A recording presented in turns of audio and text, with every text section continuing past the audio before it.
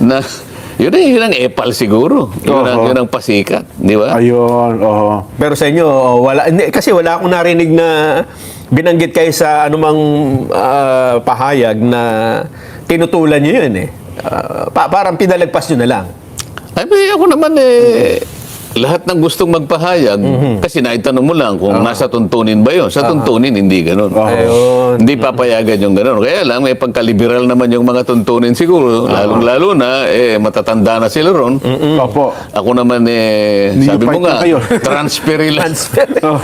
Oo. Bagong transfer lang ako di ba? Kasi, kaya ako naman naitanong yan, Jensen.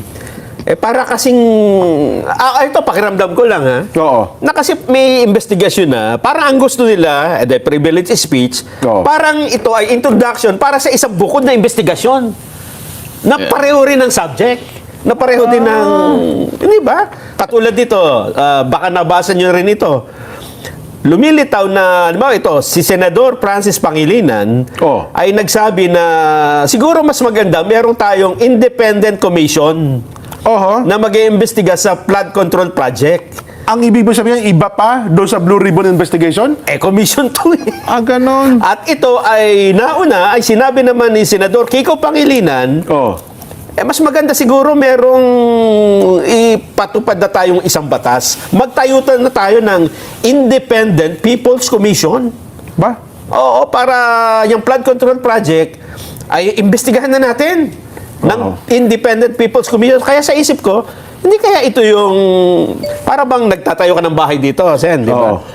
Tapos nakita lang mukhang masasapawan tayo. Tayo rin tayo. Natin. Yung una, naglagay ng mga plano-plano. Tapos ito yung mga magtatayo. Sino ang mga magtatayo? Ito po. Si minungkahi ni Pangilinan na pangunahan ng komisyon ni dating Ombudsman Conchita Carpio Morales. Nako. Kasama pa si dating DPWH Secretary Rogelio Singson. At isasama pa si Baguio City Mayor Benjamin Magalong. Ang ibig sabihin nito, Senjen, hindi lang plano ang inilatag meron pang detalye, di ba? Kung ano yung... So, bukod na investigating body ito. Ito, independent body na ito. Mukhang, sa tingin ko, bilang isang karaniwang mamamayan, baka magugulo, mag-conflict. Kasi meron ng... Di ba? At ang alam ko, ang mandate ng Senate Blue Ribbon Committee ay talaga namang mag-imbestiga. Si Senador Kiko Basanay, miyembro po ba ng Blue Ribbon Committee? Nag-apply siya. Nag-apply, nag-presenta yung kanyang sarili na isama. Karaniwan kasi, susulat siya. Kung pwede sana, maging miyembro ako ng committee mo. Pinayagan ko. Okay. So, technically, miyembro siya ng Blue Ribbon Committee. So, ano po ang gusto niya palabasin dito? Miyembro pala siya ng Blue Ribbon Committee, nagsusuwestiyon siya ngayon ng isang... Anong tanong mo? Anong gusto niya nga mo? Ano gusto niya palabasin dito? Di ba? Hindi mo alam kung anong gusto niya palabasin.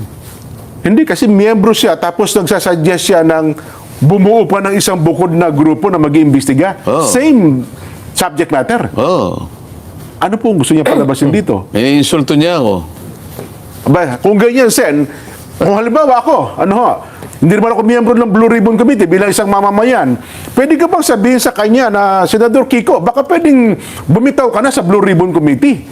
Kasi kung chairman kayo... Parang inaamin niya na hindi niya kaya At saka wala siyang tiwala sa committee. Hindi, manawagan ka. Baka nakikinig siya. Baka nakikinig po kayo, Madam Sharon Cuneta. Pakikausap nyo naman po si Senador Kiko Pangilinan. Bako po pwede mapakiusapan mo, bakit mo naman memenosen yung Blue Ribbon Committee sa pangunguna po ni Chairman Rodante Marcoleta, nabubuo pa ng isang komite, baka pwede yung sabihin nyo, magbitaw ka na lang dyan sa Blue Ribbon Committee, umalis ka dyan, para hindi naman hindi nakakasira, nakakainsulto yung ginawa mo. Tama ka dahil unang araw pa lang di ba? Parang first day of class, sinabi mo na ayaw ko sa classmate. Di ba, Sen, sa tingin niyo po, kayo po bilang chairman,